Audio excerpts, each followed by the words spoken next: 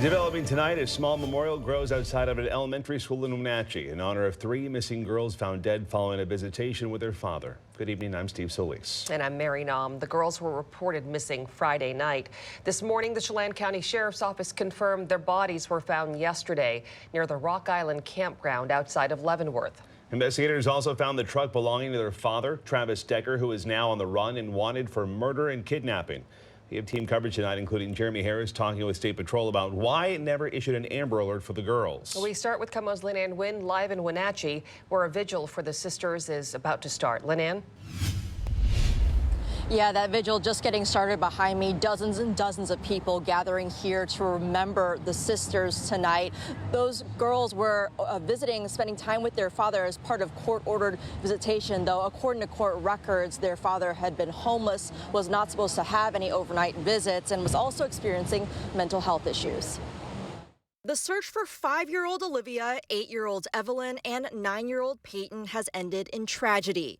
Days after their father, Travis Decker, was supposed to bring them back to their mother. According to court documents, flock cameras and other resources helped authorities narrow the search down to the area of the Rock Island campground, where they found Decker's truck with 2 bloody handprints on the back. The bodies of all 3 girls were found about 75 to 100 yards away down an embankment. Investigators noted zip ties and plastic bags were scattered throughout the area, and it appeared the girls had been suffocated. Authorities blocked the area off to public access as community members learned the shocking news. Having my own daughter, and if I cannot imagine if somebody can harm, that's shocking. I don't know what this mother is going through. It's probably that's the hell on earth. Court documents reveal Decker was diagnosed with borderline personality disorder and was supposed to get mental health treatment and anger management according to a court-ordered plan, but hadn't. All 3 victims attended Lincoln Elementary, where the community is reeling from the tragic loss.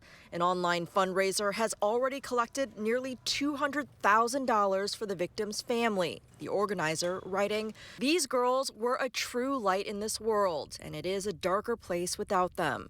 I will miss seeing their sweet little faces." And Decker remains at large. The reward for any information that leads to his capture is now up to $20,000. Authorities also say that Decker is former military and has a lot of training and should be considered dangerous. We are continuing to stay out here and following as the community honors these 3 sisters, and we'll continue to bring you updates on air and online from here in Wenatchee. Reporting live in Wenatchee tonight, Lynn Wynn, KOMO News. Lynn, thank you. So with the tragic end of the search for the 3 girls, many are now asking why there was no Amber Alert issued. Today, KOMO's Jeremy Harris took that question to the Washington State Patrol, which is assisting in the investigation. He joins us live now at State Patrol headquarters in Olympia. Jeremy.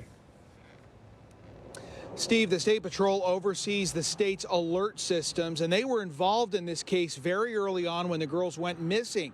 But there are strict requirements for Amber Alerts, and the State Patrol says this case simply did not meet them. Within 24 hours of the disappearance of 3 young sisters in Wenatchee, the Washington State Patrol issued this endangered missing person alert with their names, photos, and calling their father, Travis Decker, a suspect.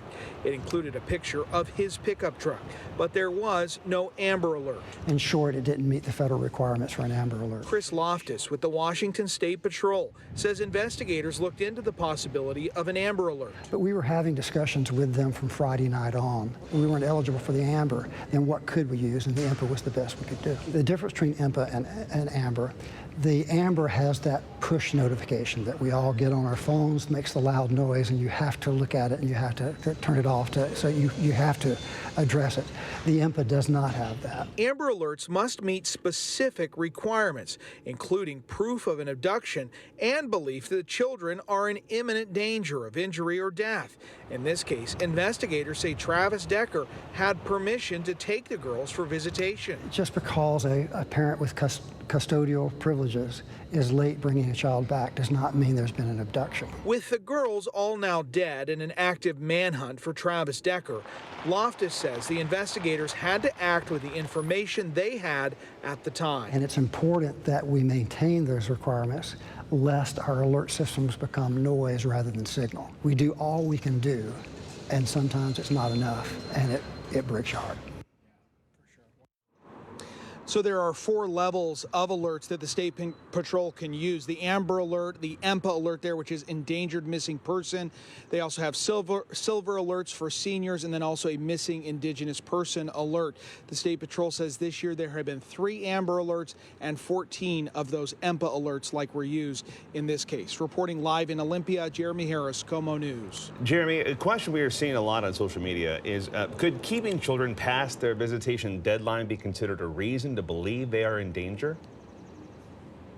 Well, and that's one of the questions that I asked here to the State Patrol, and they said that information alone, while it might be concerning, it's not direct evidence that there was an abduction, and it's also not direct evidence that these children were in danger. And reading through the court documents, the mother of the 3 girls told police that he had previously taken the girls on camping trips. It was very unusual for him to not be in contact during these custody visits. So it seems from the court records that there really was no direct evidence that these girls were in danger, even though their father had kept them past that time when the visitation was supposed to end. Okay, Jeremy Harris live at Olympia. Thank you. Time now to scan the QR code on your screen to take part in our KOMO Pulse poll. Tonight, the question we're asking, should the criteria for Amber Alerts change?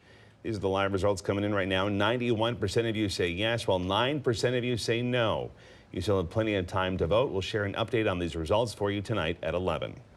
And stick with KOMO for continuing coverage on this developing story as we follow the search for Travis Decker and any other developments. We'll have the latest here on TV, online at KOMOnews.com, as well as our social media pages.